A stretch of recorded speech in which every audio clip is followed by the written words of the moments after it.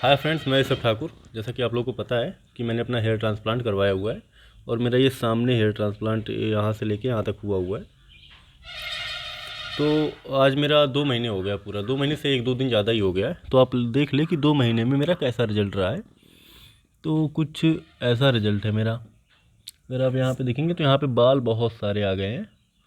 वो एक्चुअली ये बाल बड़े हैं और ये छोटे छोटे हैं, तो इस वजह से आपको क्लियर विजिबल नहीं हो पा रहा है। तो बट बाल यहाँ पे कई सारे आ गए हैं। आई थिंक 1 से 1.5 महीने में आपको जैसे जिन साइज़ की ये है ऐसा हो जाना चाहिए ये भी। बट अभी वो तो बाद में देखते हैं कैसा क्या सिस्टम है। तो ऐसा कुछ है। और बाकी मैं अगर आपको अपना डोनर एरिया दिखाऊं तो अब डोनर एरिया कुछ ऐसा है। इधर से आपने देख लिया होगा। और बाकी इधर का जो है कुछ ऐसा है।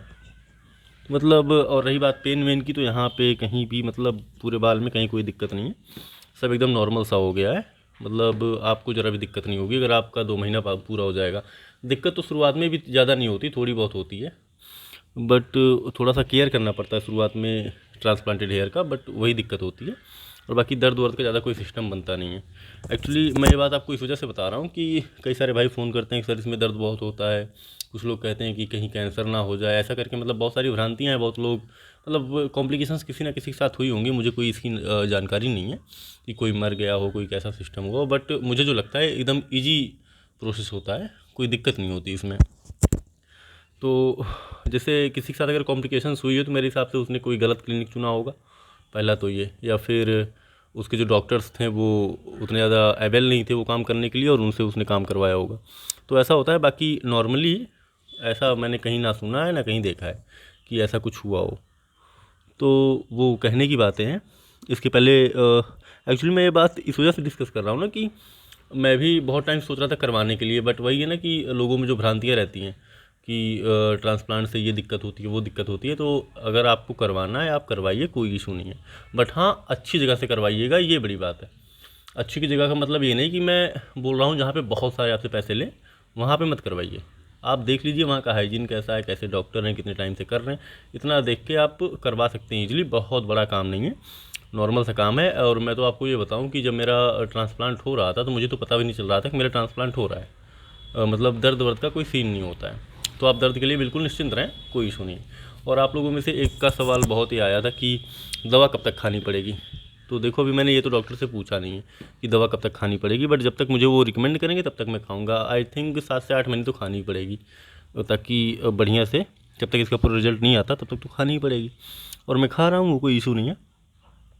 एंड मिनॉक्सिडिल भी यूज़ कर रहा हूँ। जब डॉक्टर बोलेंगे उसे छोड़ने के लिए तो छोड़ दिया जाएगा, नहीं तो फिर लगता रहेगा, कोई इशू नहीं है। क्योंकि बाल ना होने से तो यही बढ़िया ना कि आप दवा खा के बाल रखो अपने पास।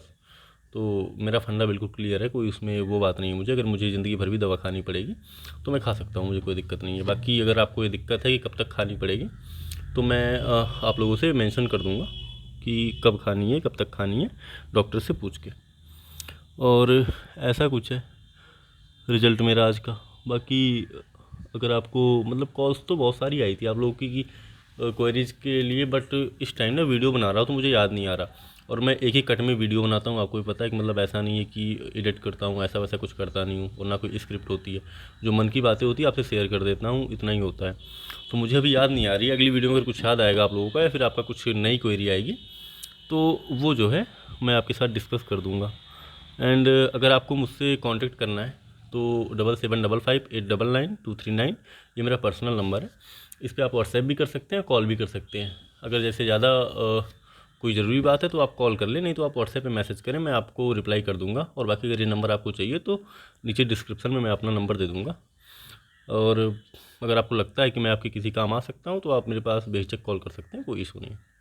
ठीक है जी, चलिए ठीक है, फिर मिलते हैं किसी अगली वीडियो में अगले रिजल्ट के साथ 5 दिन बाद। बाय।